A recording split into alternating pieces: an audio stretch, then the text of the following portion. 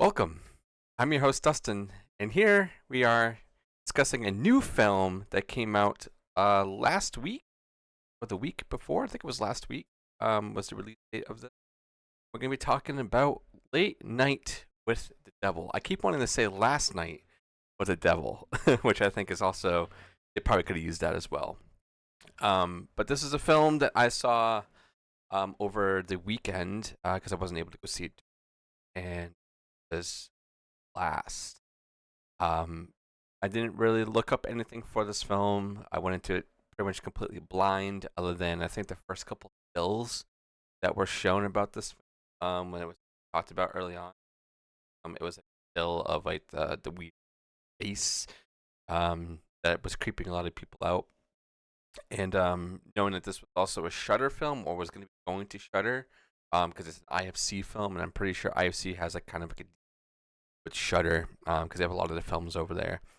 Uh, I didn't know what I was really getting myself into when I was going to see this film.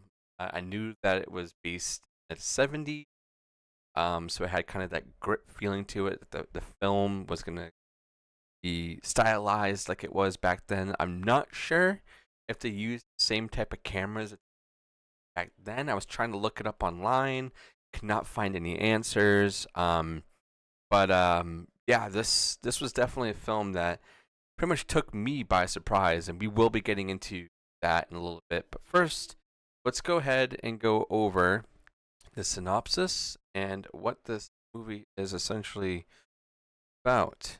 So, the synopsis, very brief. A live television broadcast in 1977 goes horribly wrong, unleashing evil into the nation's.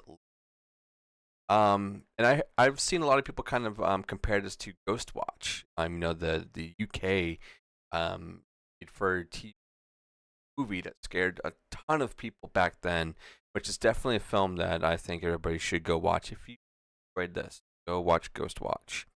So some of the cast, it's pretty short cast. I mean, there's a bunch of like extras and stuff since it's filmed like in a, or essentially, like it would have been back in the 70s or even like up until now.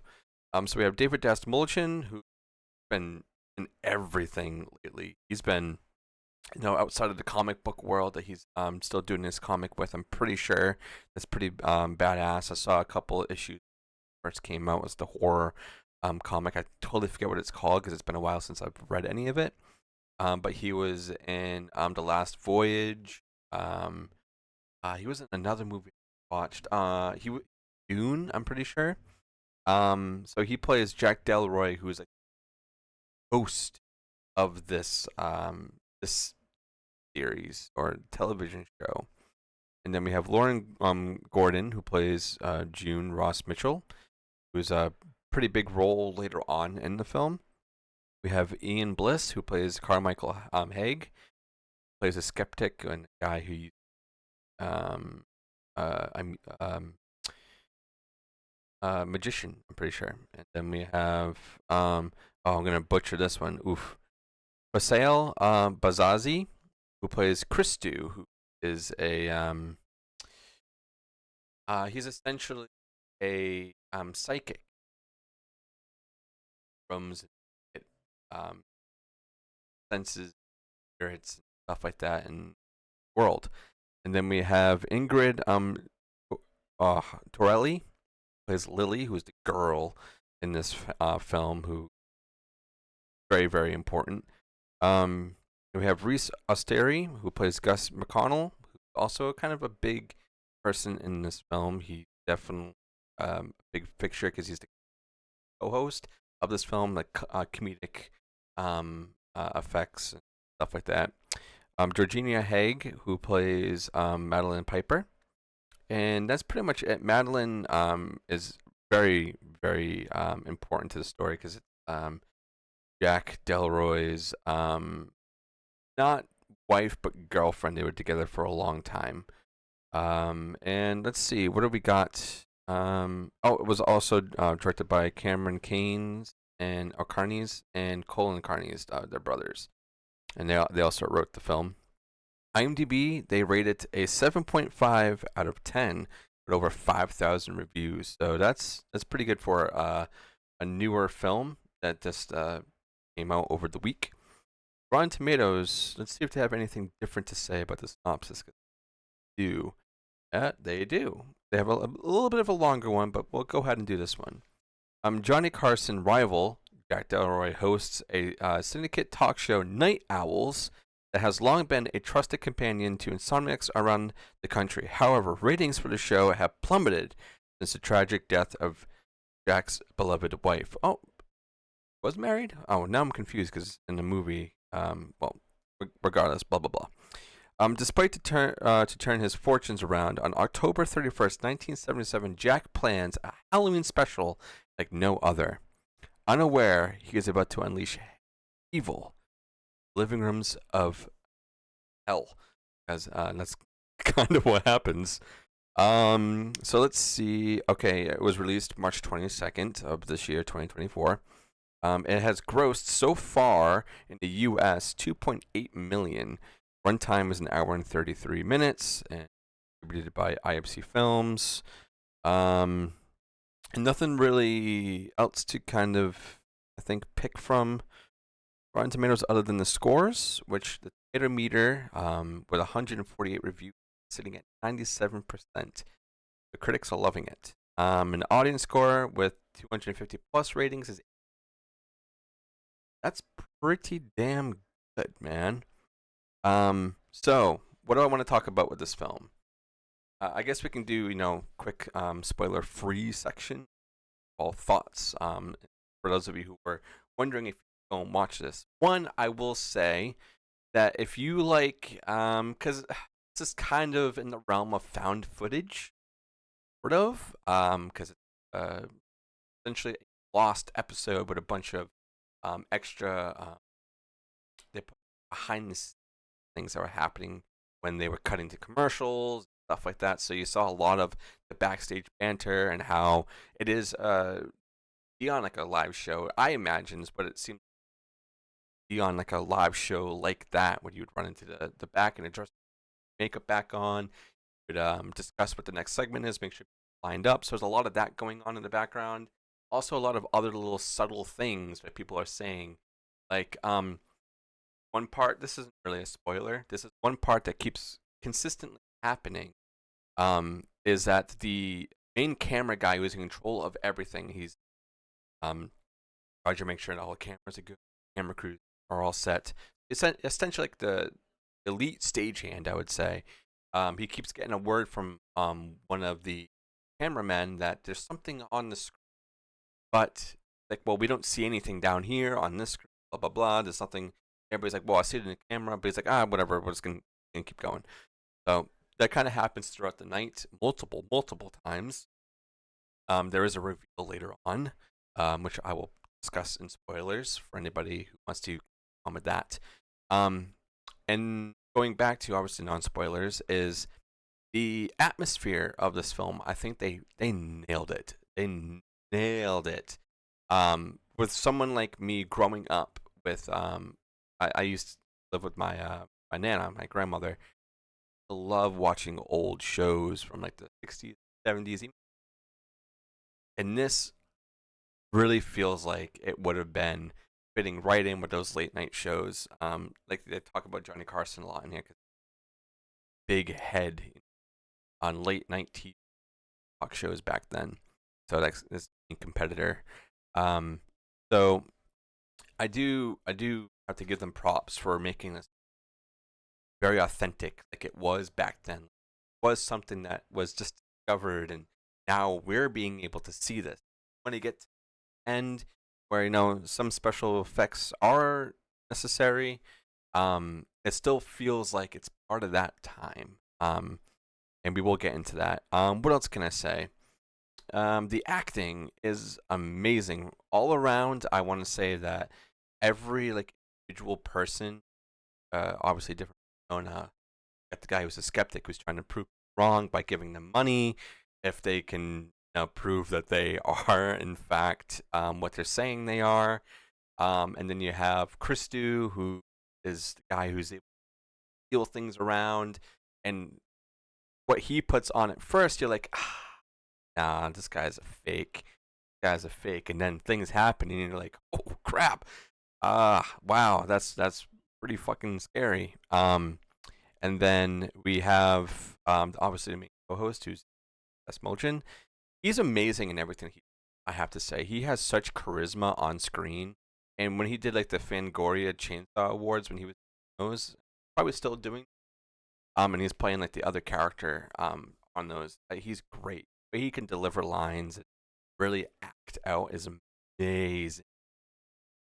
I'm trying to think if there's any point in the film where I was like, can kind of just not pay attention. But this film had me entire time. I was not thinking else.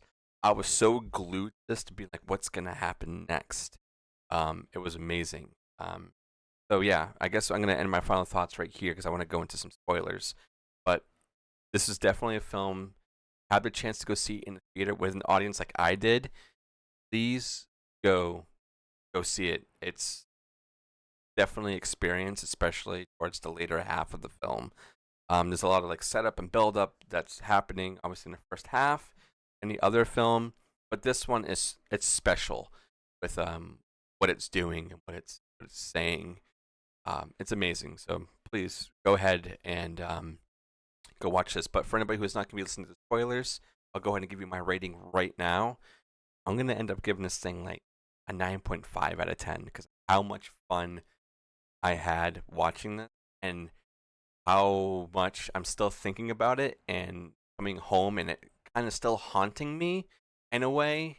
9.5 out of 10 because this film definitely gave me what I'm always looking for in a horror film of making me feel either uneasy, in some way kind of threatened, or just overall scared. Like it definitely gave me that feeling I'm always going for. 9.5 out of 10. I'm knocking it a couple points because there's some things in here that I think probably could have been better. But overall, the film was amazing. So, guys, for listening to Non Spoiler, we're going to go right into this. 3, 2, 1, boom. Spoilers section. All right. So, what can I pick apart right now that I really want to talk about? I'm urging myself not go towards the end of the film. So I think the main thing, or the first thing I want to talk about, is Christou's performance. Because you have all the setup of Jack. He's like on his high rise, right?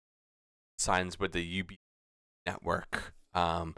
You have his show shown for multiple seasons at this time. He's got this slot. He's good. He's got his wife. They're amazing, which I thought was his girlfriend. Because later on they say, I'll say it right here. They say that Christou or sees somebody who's a man the ring, but he's not wed, like he's not married.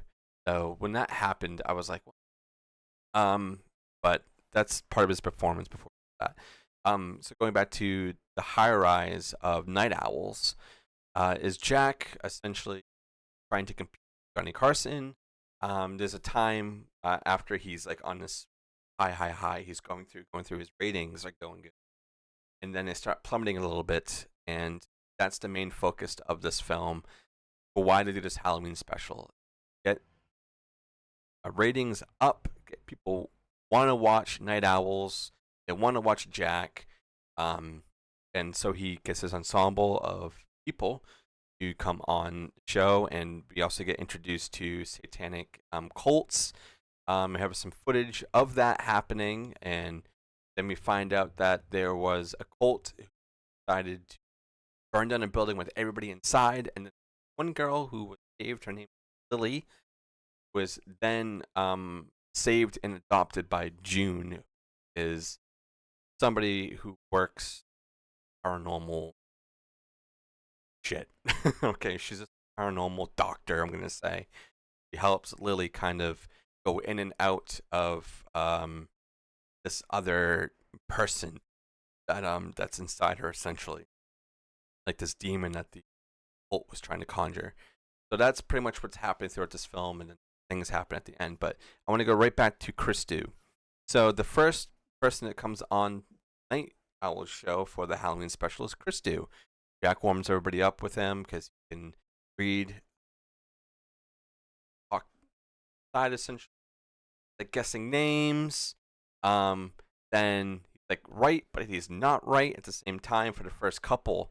And then there's one that he nails, and it says that there's like a mother and a daughter, and they talk about their brother slash son who killed themselves, and he kind of goes on a conversation with that. And then there's this last one, which goes back to a man who wed, a man who wears a ring who's not wed, who lost somebody. I forget the name. Um, fast. I need to watch it again to get the names to stick. But nobody owns up to it, and Christu gets like possessed, like his eyes roll in the back, and then gets kind of sick, and then to they cut to a commercial, and also like things start flickering and get weird. So they cut to a commercial, they get him some water, and he's coughing a lot, but they keep him on, and then they bring on Carmichael, who's the next guy. And Carmichael is there to kind of prove that what Christy was doing was false. He was doing this, blah blah blah blah, and he's kind of like this snarky, I know things better than you person, right? And so he's testing people, annoying people. He's saying that Christy is fake. It's getting him upset. And then Christy starts coughing a lot, like really sick. They want to take him out. So he goes to leave. He also gets mad, so he gets up to leave because Carmichael's like pissing him off.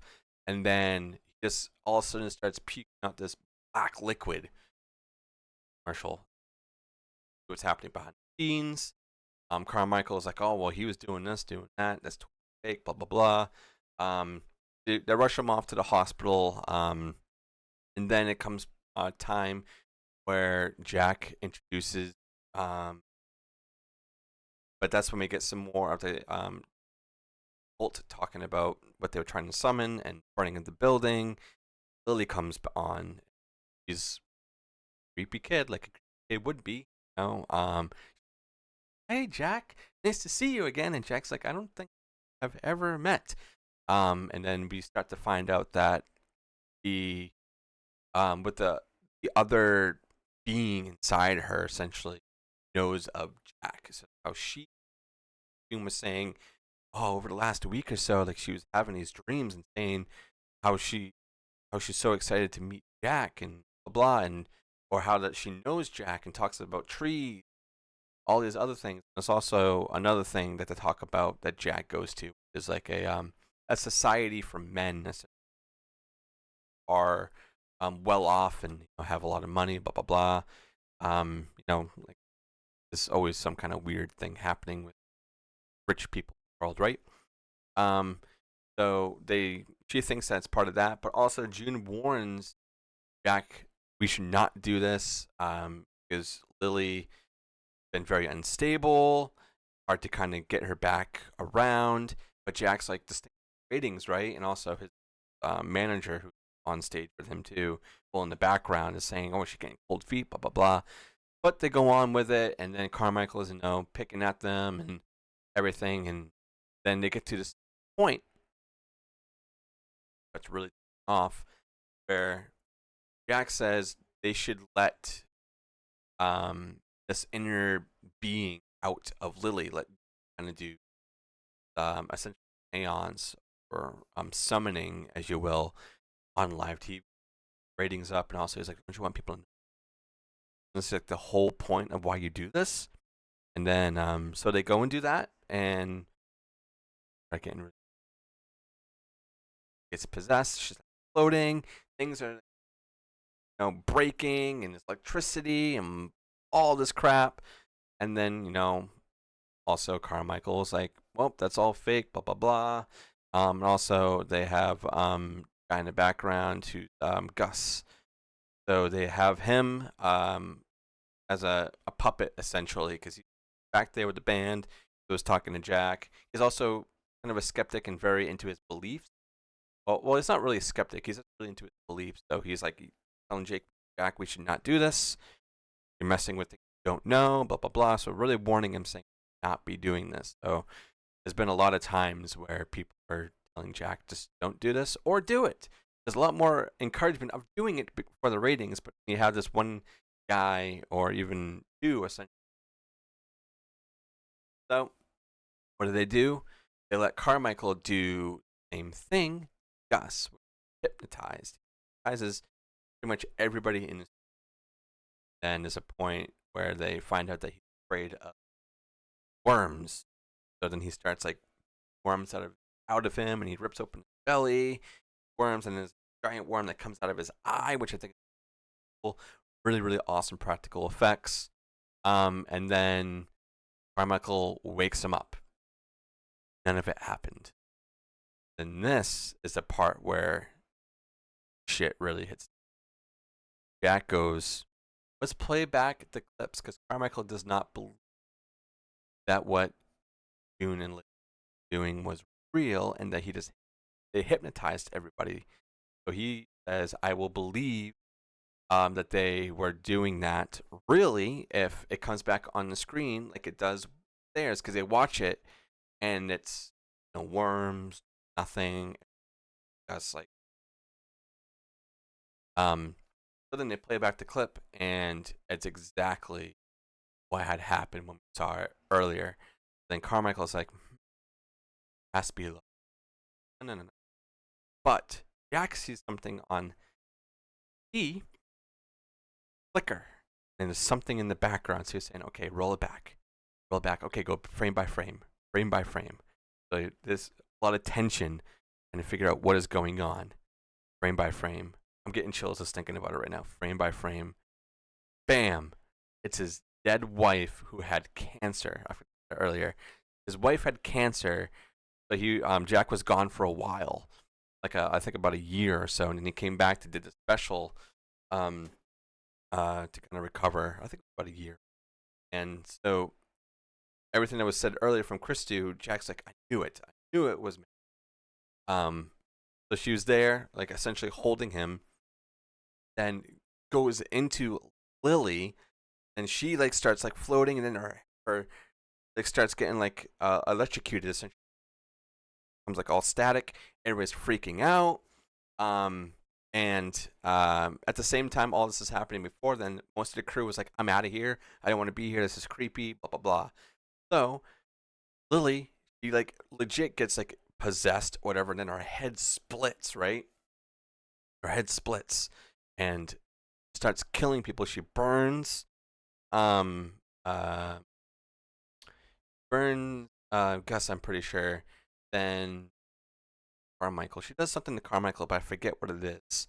And then with Lily, she essentially gets decapitated by her necklace that you bring back, be Lily. And Jack just runs into the back, but then he starts going into like mind, reliving moments, and it's like a weird like Inception type thing where he's like watching things that happened with him already being or seeing his wife again, dying, deathbed, then comes back after time where his wife is saying, tell me. Grabs a dagger, which was out on a table that was used to bolt, grabs a dagger and kills his wife, and then comes back to reality and it's Lily. Lily is dead. This ending is so weird. And then it kind of just like stops. And then like nothing else. They have like a little bit of a blurb there that says something. But yeah, it's a crazy film. So, like I said earlier, a non-spoiler, I'm giving it 9.5 out of 10 because I think it was brilliant. It's super fun. I got home like really freaked out, like, oh my god, what if that's like actually something that could happen? Like here, like I know, dead, be next to me, like possess somebody and kill somebody, whatever it may be, or make me like hallucinate essentially back, and I'm like, wow, I just did something really, really bad. Um, really, really, really fun, super fun film. I was reading up, and this is kind of stupid, but I know why people are upset about it. Is that the director slash writers said that there were 3 images used in here created by AI, but then they enhanced it after they got the AI and they kind of like reworked it. I know that AI is something that everybody's really scared of and are like saying let's not use that because it's the inhumane or you're just replacing people, which I get. I totally get it. But I think in this scenario, with them taking something that was made and then retaking it and crafting it else, I don't know what those three images are. I want to know what they are, so I'm probably gonna go back and read more, or let me know in the comments below if you guys know. Um, that way I can go and when we watch this, I know look for and see how bad it really is. But I didn't think anything looked out of place or AI-esque film, but hey, maybe it went so fast I didn't realize it. But yes, this is definitely a film go check out in the theater. If not, then you can wait for it to drop on Shutter or VOD, but please support it in the theater. Really, really good film. Super fun. I felt like it kind of revived horror a little bit in this kind of realm of old for modern. If that makes any sense. There's a lot of films like one of my favorite movies out there from Ty West is The House of the Devil. Funny because it's Late Night with the Devil. House of the Devil. That one looks like an 80s, early 90s film, which was filmed in thousands. And this is a film that's filmed in 2020, yeah, 2023, and was made to look like 7. I think they did an amazing job. And I need more films that are like this, that can pull it off like this. But that's pretty much all I have to say about this film. Go check it out. Let me know what you guys think. If you've already seen it, comment below. Rate the show, share the show. If you guys listen to this on YouTube, share it around. If you're audio platforms, please share it around or rate it. It really helps me get more listeners and or watchers on the show. Thank you guys so much for being here. This is a super fun one. I have another one I want to try to put out this week as well, and then I have a out this week as well. So thank you guys so much. Get you on the next. Careful of those talk shows. Have a good one, guys.